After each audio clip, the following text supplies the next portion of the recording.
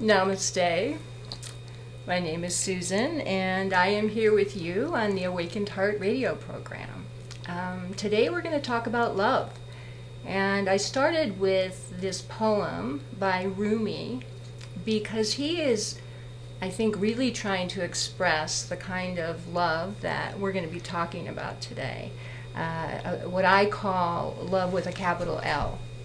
You know, something so powerful, so something we hardly can express in words, and Rumi captures that so beautifully in the poem when he says, you know, he experiences it and he becomes speechless. He tries to write about it, and you know, he can't put the pen to paper. So I wanted to open it to give you a taste of where the conversation is going, because we're going to start by talking a little bit about what I'll call love with a little L, which is more of a personal love, and then we're going to move into this bigger love that I think Rumi is alluding to in this poem. So I have David Hewitt with me today. Hi, Susan. Hi, David. David is a friend of mine, a spiritual warrior, fellow spiritual warrior who has been on the path, I guess, your entire life, yes? Since as long as I can remember. Wow. Yeah. Wow, that's different than my experience. In my earliest memories, I didn't have language to describe what was going on inside of me. That's kind of cool. I mean, it really is. For me, my life was totally normal until like 15 years ago. I tried to make my life normal. Yeah. Oh, I did. Yeah. I fought it tooth and nail for a long, long time. Yeah. And there were times when it actually seemed normal, but I hear you. yeah, we all knew better. Yeah. Well, we just went through Valentine's Day, which is part of the reason that we're having a show on love. And Valentine's Day, it is a beautiful holiday in the sense that it brings our attention to our hearts. We see hearts everywhere. Mm-hmm, mm-hmm. It brings our attention to love, but it's a little different kind of love. What do you think about Valentine's Day? I totally agree. Mm-hmm. Valentine's Day is it's certainly well-meaning, as is Christmas and other holidays. Yeah. Of course, it has its superficial side as well. I think we're both well aware of that. And it's a celebration of only one kind of love, Yes. which is a conditional kind of love. Mm-hmm. Typically, it's between a man and a woman. It doesn't have to be. But there's always that kind of sexual dynamic underlying the theme of Valentine's. Yes. Yeah, it's romantic. Yeah. And that Yeah. implies intimacy and sexuality. Yes, Yeah. and as we were discussing earlier, it is pointing the way towards this big L love Yeah. of which you speak. But sometimes it falls short. So, what do you think? I mean, let's just like try and piece out the differences. Like, so personal love to me is more about a feeling. Like, I have a feeling, somebody makes me feel good, right? Mm-hmm. And so I feel this love towards them. And then if they don't make me feel so good, maybe I even start questioning that love. So it's not like a permanent thing necessarily, right? Even though we want to think it is. So how does that play out in our lives? And, you know, it's part of our life, clearly. Yeah, I think it's a signpost, the feelings. And you could start at the very basest level, and in terms of physical attraction. You know, you have this feeling Right. of physical attraction towards another individual that's pointing the way to something, Right. but it's not necessarily something that is in our full awareness. That comes at a later stage in the game. But I do think feelings are absolutely critical, and they're necessary in order to point us into that direction. But to stop with the feelings would be like to stop at the road sign Right. that says, you know, L.A., 111 miles, and saying, we're in L.A. now. This is L.A. Right. So the feelings are not the love. but they point the way to the love, Okay. in my opinion. Do you think we are capable as human beings of having relationships, intimate relationships that are unconditional, where we don't actually have to earn each other's love, where it truly is unconditional? Are we capable of that yet? We are all capable of that, of Okay. course. Yeah. Do we actually experience that? I might even be stretching to say that I have experienced true unconditional love, true big L love in my life. To think that you've arrived at something, you may very well just be at one of the milepost markers on the way up to that something. And I think that we all are on our way to this one higher truth, to God, to big G God, big L love. Right. But yeah, of course it's possible, and if we didn't know that it was possible, we would not pursue it. Yeah, I think you're onto something there. I think we're always striving for something greater, and ironically, you kind of alluded to it. We can think we're there, like, oh my gosh, I think Yeah. I unconditionally love this person, and then a year And or we've all two been later, there. yes, we have. I mean, I've actually thought that, which makes me laugh now. Because to realize that. That it is a stretch for us, and we really have to grow and move beyond what our Valentine's Day cards, are telling us, or even movies and Yeah. books. I mean, the way that they present love to us, it's almost like we can't even live up to it. This romantic concept. Yeah. It's platitudes and Yes. it's definitely over romanticized. And again, we're looking outside of ourselves to the signals of our culture telling us what this thing is, rather than looking inward as we should do for all things. So in some sense, it can be a stumbling block Yeah. for us to pursue higher love on society's terms, on culture's terms. Yeah. It's something that we definitely must go within in order to fully understand.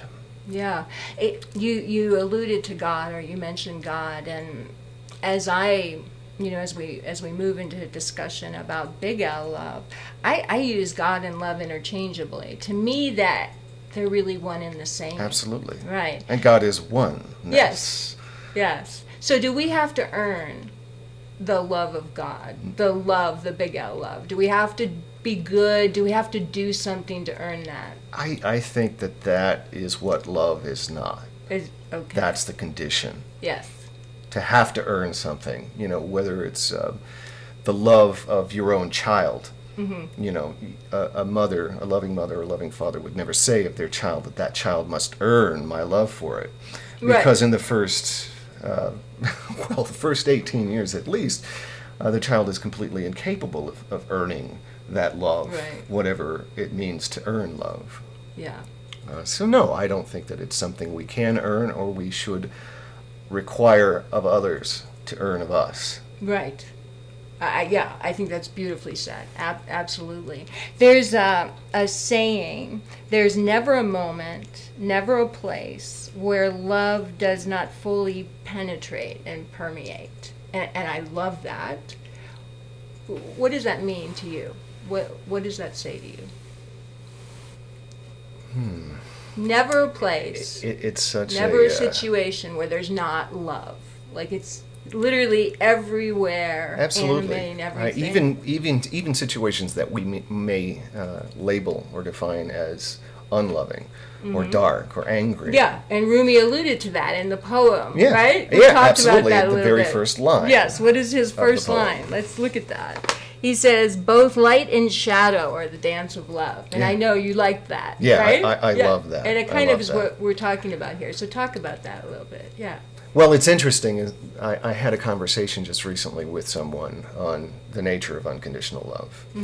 And I was asked, along with another group, a small group of people, what does unconditional love mean to you?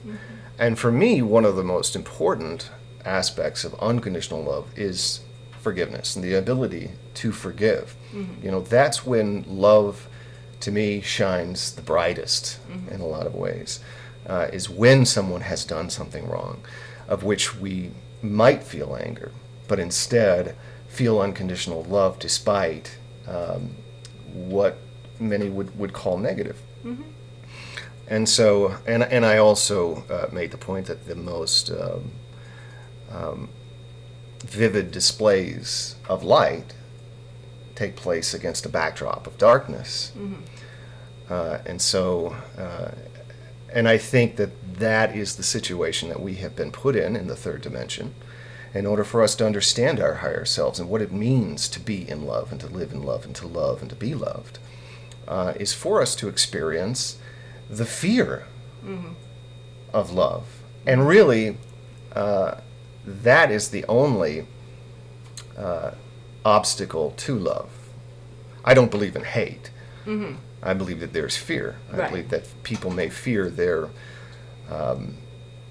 more sensitive side, you know, especially males in our society.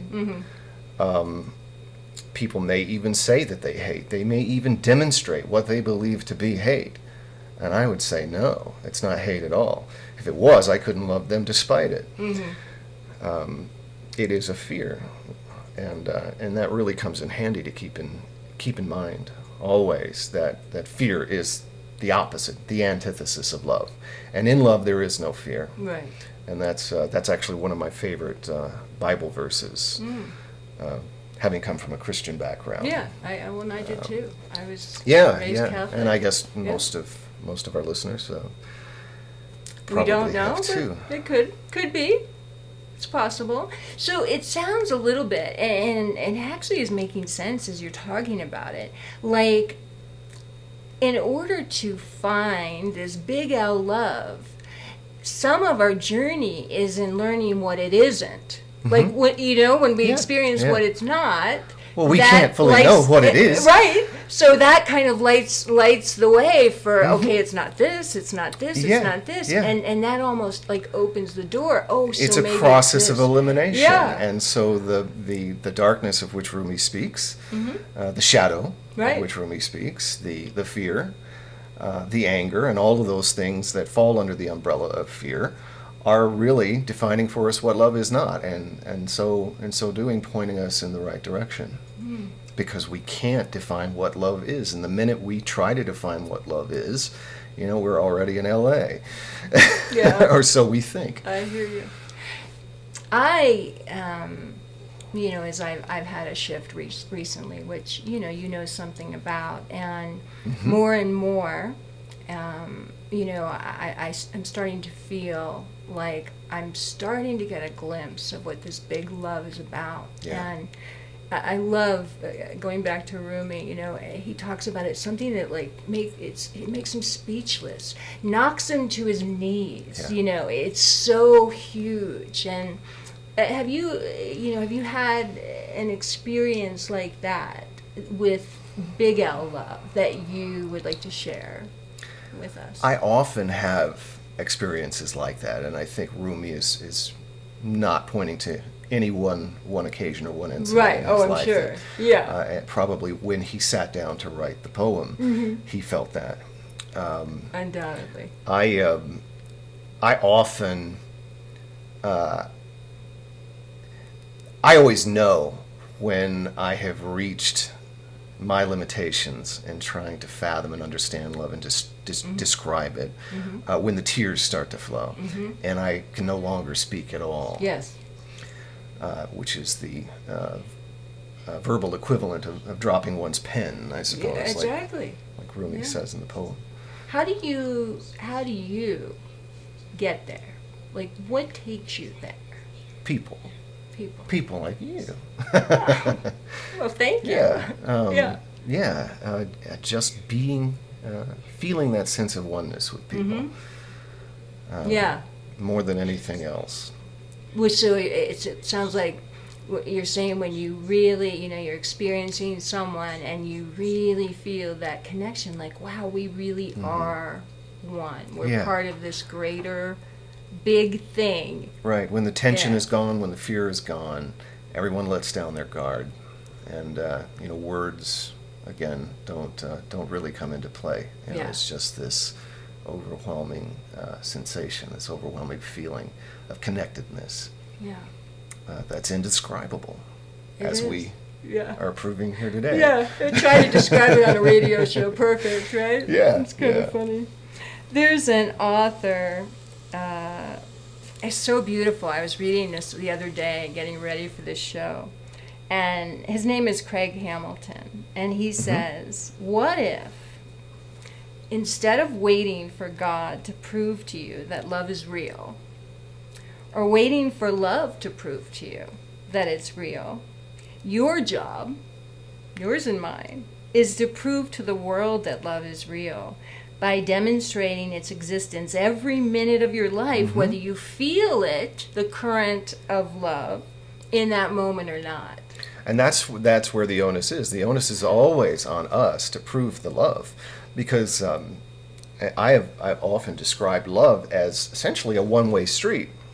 And most people might shake their head at that and saying, well, love is a two-way street. Yeah. You give and you receive love. Uh-huh. But as for me, love is a one-way street. It is Got it. my responsibility to love you, to love my ex-wife, to love everyone, despite what they may have done to me in the past that might not be as positive as one would hope. Love truly is a one-way street. It is our responsibility. It is not another person's responsibility to prove love to you, to Right. prove the existence of love. Prove to me that you love me. Right. When I set that condition, I've already nullified the very meaning of love. Right. Yeah, it's interesting because I've noticed, that, especially after this shift I've had and coming back from India, and I have this amazing view of where our world is going and where love, with a capital L, will take us.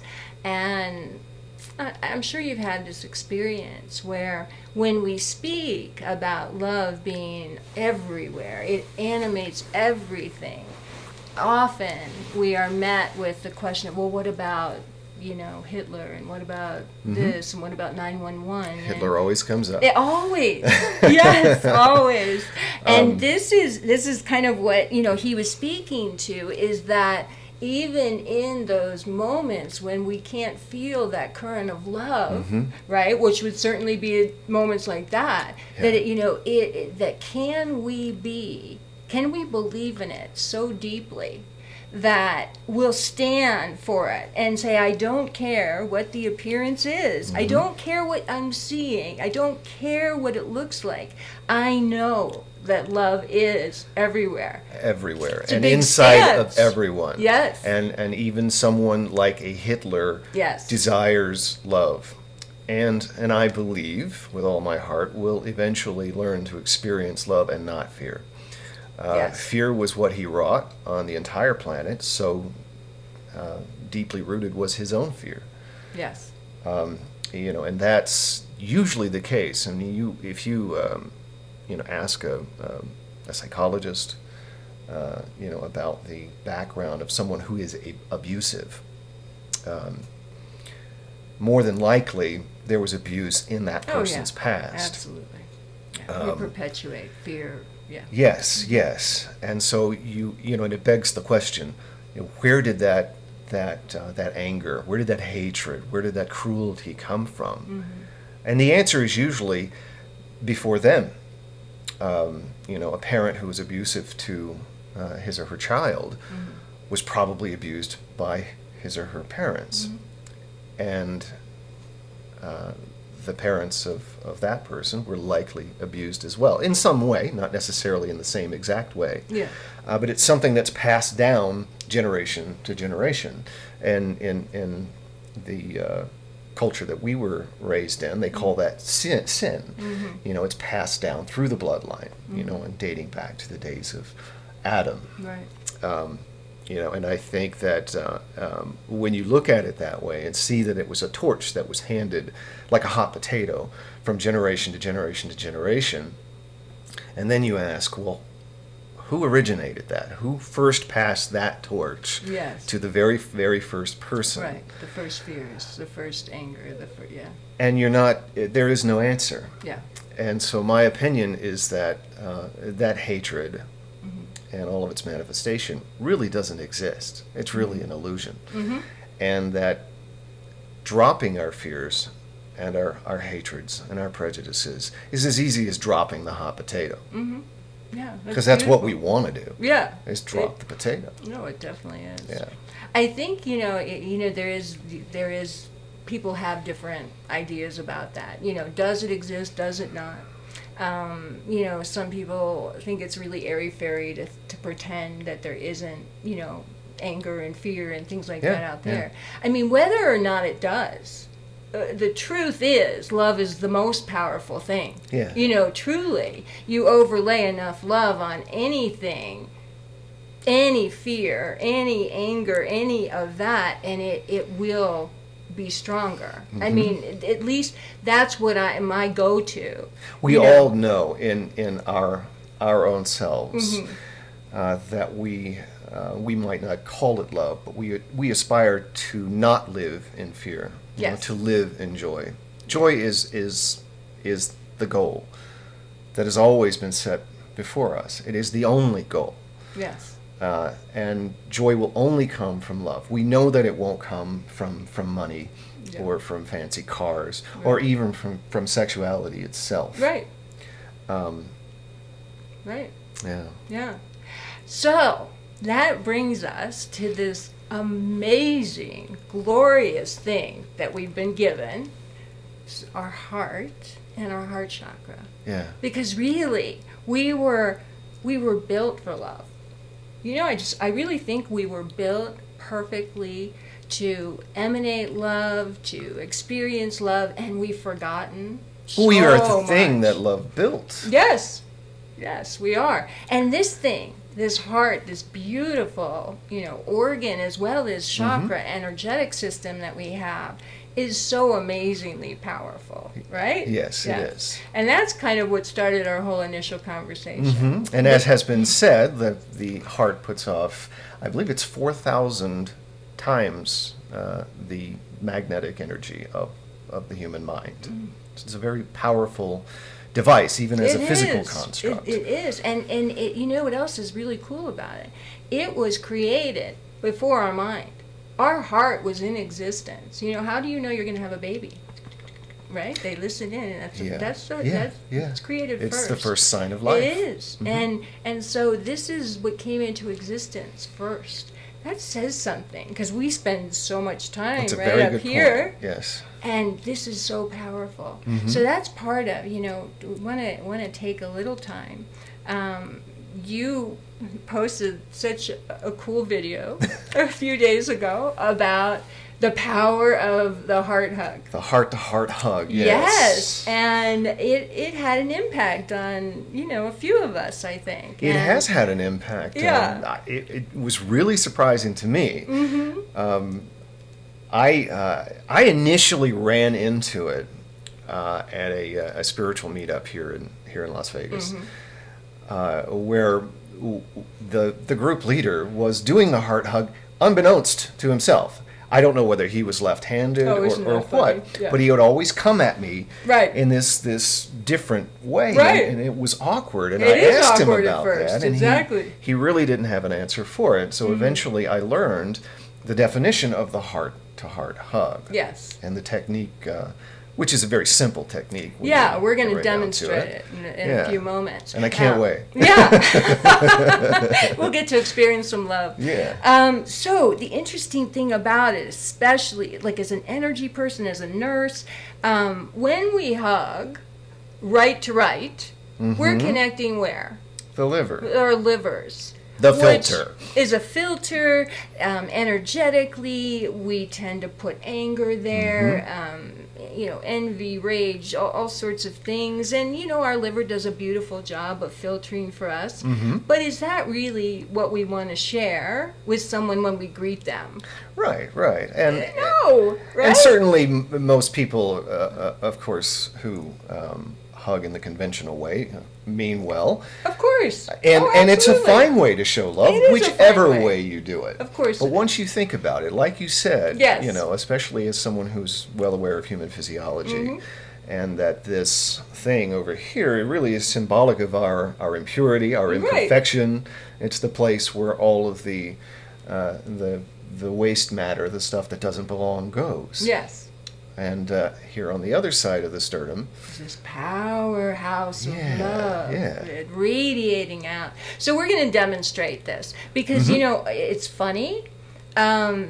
We are so used to leading with our right arm, possibly because most of us are right-handed, that we naturally go into these hugs that connect our livers and here we are. Yeah. And as David said, there's nothing, it's still a beautiful thing. yeah, and I don't think there's Yeah. any grand conspiracy No, to certainly to not. line up our livers. No, but this is it's a beautiful experience, and we were practicing earlier in the studio. Noticeable difference. You can feel the difference. You absolutely can. And So maybe let's- this is psychological Well, it could after be. knowing what we know But who about the heart cares? hug versus the liver Even hug. if it's psychological, it still works, right? It so does, let's it demonstrate. does. All Let's right. have a little fun. And this We'll get is up. really simple. It's just a Okay. matter of going one way.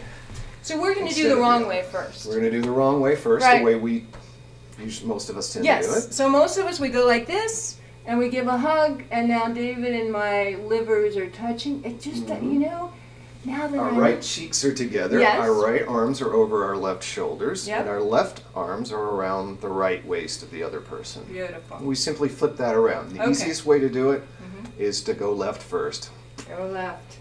just like that. Oh my Oh, goodness. yeah. You can definitely You feel really the can difference. feel the difference. So Should we do that again just to make sure that I think they the got folks it. at home... I think we got it. So what I really do want to start talking about is ways that, we've been talking about this big love, right? Big love. How do we experience more of that? Well, one way is what we just talked about. Right. We start hugging in this beautiful way where we connect our hearts, heart to heart. Hugging is so important, and none of us get enough hugs. It's so... this is a society, I forget the numbers. What was it? 4 is maintenance, or I forget. 12 is growth. Like if you get 12 hugs a day, Uh-huh. you actually are growing. You remember? I do remember from that the now, video. now that So you mention it. basically, is there anyone out there? I'm not getting 12 hugs a day. So I guess I need to work on I that. think maybe we've reached our quota today. Today, I certainly have. But and that must probably be why I feel so typically, good now. definitely no. Yeah. Uh, So let's start hugging each other. It's a beautiful way. It starts to open up this heart chakra that we have that is so powerful. So some other ways that really open up the heart is to experience gratitude. Gratitude is one of the most amazing things that we're capable of as human beings. Because let's do it. Let's take a moment, just put your hands over your heart. And everyone has something that they feel grateful for. Whether it's your family, your friends, that you have a nice place, that you have a fun, pet that makes you feel good. Go for just a few moments into that space and see if you feel something happening here in your heart chakra. Because I'll tell you, every time I do that, I feel something so amazing happening. I don't do this often enough. Yeah, it's good. And I think it's because I'm a man, Mm. and it's like there's nothing, if there's anything more awkward than doing the hug the wrong way, it's trying to hug the wrong person who is not yet ready for Oh, that. yeah, that's not and good. you don't encounter that very often with women. Yes. you do with men. Oh, you definitely do. So this is an exercise, and hugging in general is a great exercise, especially for men, I think. Yeah, this gratitude thing, if I could, I would suggest to anybody out there that if you have, if you have a moment in the morning and in the evening, you do that, and it will literally start to change your life. Just that alone. It's the greatest prayer you can say, because it just aligns you with such beautiful things, and it really starts to open your heart. And this is even better than this. Yeah, this is powerful stuff. Because I think that in the end we truly love each other from within. Yeah. And that's why it's often said that the greatest love of all is self-love, which as a culture strikes us as selfish. Yeah. Or self-serving or even narcissistic. But really once you Good. do learn to love yourself, then you learn that everyone is ourself. Yes. We are moving on to the next thing on the agenda. I'd like to walk everybody through a heart meditation, because again, this is such a gift that we have here. So I'm going to do about a 9-10 minute meditation with you. I just go ahead and close your eyes. You're going to see some beautiful pictures on the screen. You don't need to see me because your eyes will be closed. And when we finish with the meditation, I'll go straight into an awakened Diksha. And you'll just see me. I'll have my eyes closed and I'll have my hands up, and I'll send you Diksha for 6-7 minutes. So everybody, close your eyes, put your hands on your heart, where you've got this beautiful, beautiful divine consciousness that we call your heart. And just feel, you already got it going with the gratitude, and just feel the preciousness of that energy that's flowing through you right there. And just take a deep breath and really let yourself focus in this heart area of yours. You've got this precious heart that has been beating from the moment that you became a consciousness in this universe. And this heart has been beating and beating and beating for you your entire life. And it's so powerful. Take a moment just to say hello. Say hello to this precious divine consciousness of yours that we call the heart. And send some gratitude to your heart.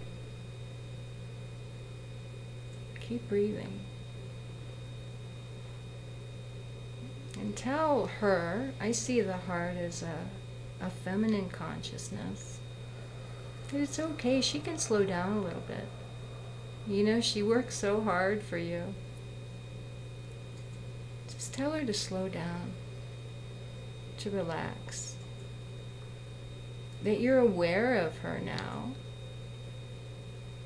And that you want to, develop a relationship with this powerful consciousness in your body.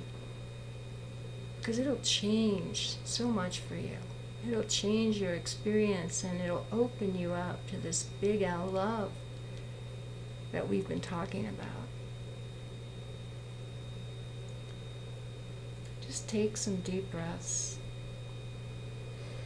And as you're doing this, you're opening your heart chakra. And that energy is flowing through your body. And see if you can notice that difference. See if you can feel that love that emanates so clearly from the center of your chest. And you can cause your heart chakra to open a little bit more and a little bit more just with your intention. You don't have to work hard at this. So again, take another deep breath.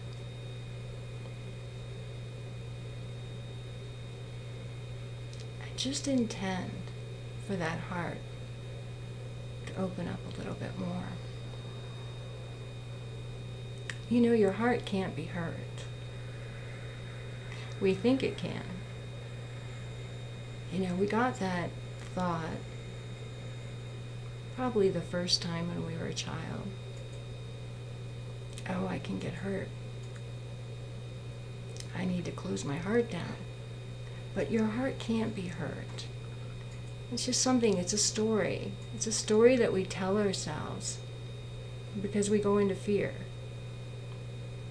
And it's not necessary because your heart can't be hurt. What may feel hurt is your feelings. But this heart, this gift, this divine consciousness that has the power to heal you and to heal others, it can't be hurt. So just know that. Allow that to sit with you. Allow it to sink in.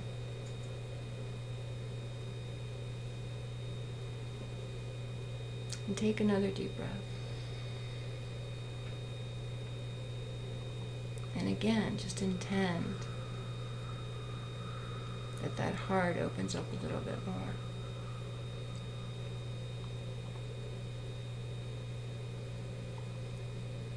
This is a gift that you've been given. And it's a gift that can shift your life so dearly, so deeply. This is the path to that big L love. That's the way. This is how you get there. Within our hearts sits our divine, whatever that is for you. It could be God, it could be Mother Gaia, it could be Buddha, Christ, it could just be nature. But each one of us, each and every one of us, no matter who we are, what our path, have that divine sitting right there in our heart. And they're just waiting. They're just waiting for you to see them. Waiting for you to connect. Waiting for you to take notice. And once you feel that, once you know that truth for the first time, it's a gift that's yours for the rest of your life. It doesn't go away. It's always there. It's always available. It's always ready to communicate with you. It's just waiting for you to take that step. And that step is completely up to you. But once you take that step, you will feel something so huge shift in your life. Because that love that, we can't even talk about. We can't put it in words. We try. But the most important thing is that you experience it. And it's waiting for you. So as we sit together and you keep breathing, don't forget to breathe. Every time you breathe, your heart beats beating. It's pushing, it's circulating that love through every inch of your body. every cell is receiving this beautiful love. And as you focus on it and you become aware of it, the experience is amazing.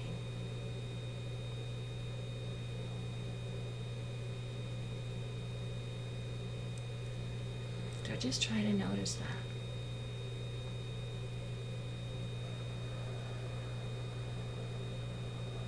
Keep breathing with it.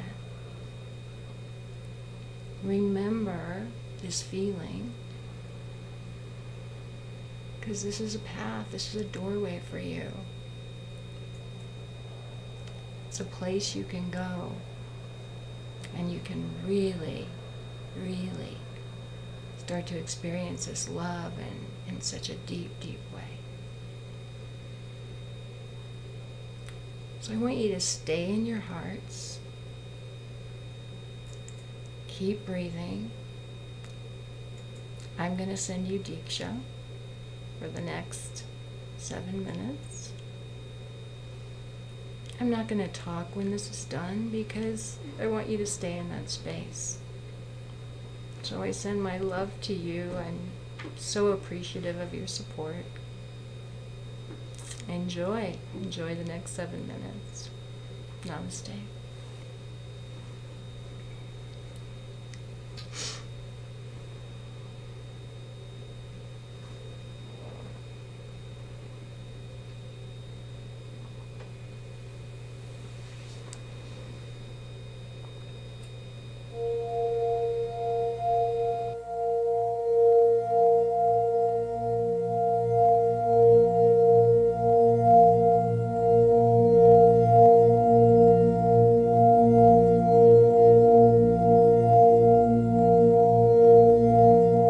Ma